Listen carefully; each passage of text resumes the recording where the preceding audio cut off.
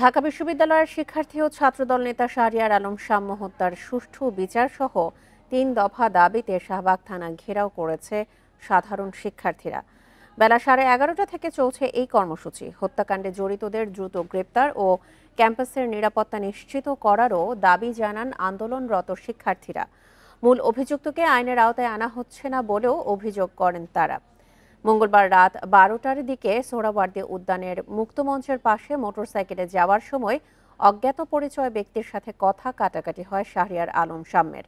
এক পর্যায়ে ওই ব্যক্তি শাহরিয়ার আলম শাম্যকে ছুরিকাঘাত করে পালিয়ে যায়। ঘটনাস্থলে উপস্থিত শাহরিয়ারের 2 বন্ধু তাকে ঢাকা মেডিকেলে নিয়ে গেলে ডাক্তাররা তাকে মৃত ঘোষণা করেন।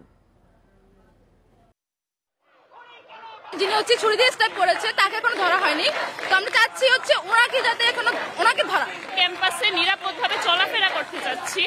আমাদের আপাতত এটাই চাওয়া এবং আমাদের খুনের যেন আগামী 48 ঘন্টার মধ্যে আমরা বিচার পাই। আমাদের এই 2টা দাবি নিয়ে আমরা এসেছি।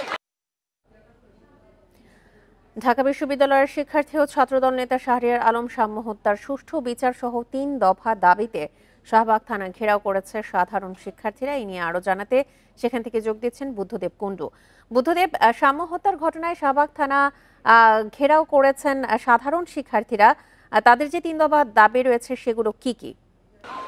তোমা, আপনি জানেন যে 10:30টার দিকে রাজু ভাস্কর্যে জড়ো হয় সাধারণ ছাত্র সমাজের পক্ষ থেকে একটি ব্যানার নিয়ে, এবং সেখানে কিন্তু শাহরিয়ার আলম শাম্যর সহপাঠী জুনিয়র সিনিয়র থেকে শুরু করে শিক্ষকও কিন্তু এই কর্মসূচিতে অংশ নেয় এবং রাজু ভাস্কর্যের থেকে তারা শাহবাগ থানা ঘেরাও কর্মসূচি পালন করে। এবং এই মুহূর্তে কিন্তু শাহবাগ থানার সামনে তারা অবস্থান নিয়েছেন।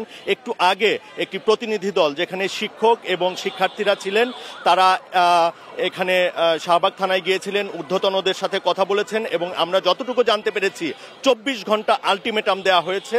এখানে শাহরিয়ার আলম শাম্য হত্যায় যারা অংশ নিয়েছিল তাদেরকে গ্রেপ্তার এবং দ্রুত বিচারের আওতায় আনতে হবে। এখানে তাদের ফাঁসি দাবি করছেন এখানকার শিক্ষার্থীরা এবং নিরাপদ ক্যাম্পাসের দাবিও করছেন তারা বলছেন যে, আমি দেখাতে চাই, এখনো শিক্ষার্থীরা এখানে অবস্থান নিয়েছেন। তারা বলছেন যে নিরাপদ ক্যাম্পাস নিশ্চিত করতে হবে, কারণ ঢাকা বিশ্ববিদ্যালয়ের শিক্ষার্থী হয়ে এই শাম্য যেভাবে নৃশংসভাবে হত্যা করা হয়েছে তাকে এমন কোনো আর একটি হত্যাও যেন না হয়, এই দাবি তারা করছেন। এছাড়া এখানে 48 ঘন্টা সময় যে বেঁধে দেওয়া হয়েছে, এই সময়ের মধ্যে যদি প্রশাসনের পক্ষ থেকে কোনো দ্রুত গ্রেপ্তার না করা হয়, বিচারের আওতায় যদি না আনা হয়, তাহলে তারা কিন্তু পরবর্তী কর্মসূচি ঘোষণা করবে। আমরা যেমনটি জানতে পেরেছি 48 ঘন্টা পেরিয়ে গেলে তারা শাহবাগ থানার সকল কার্যক্রম বন্ধ করে দেওয়ার মতো কঠোর কর্মসূচিও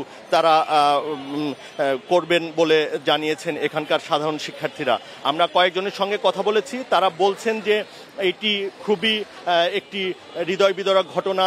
এই শাহরিয়ার আলম শাম্য যেমনটি চলে গেছেন না ফেরার দেশে, আর কোনো শিক্ষার্থী ঢাকা বিশ্ববিদ্যালয়ে যেন এরকম নৃশংস হত্যাকাণ্ডের শিকার না হয়, এবং সেই দাবি নিয়েই কিন্তু তারা এই শাহবাগ থানার সামনে অবস্থান নিয়েছেন।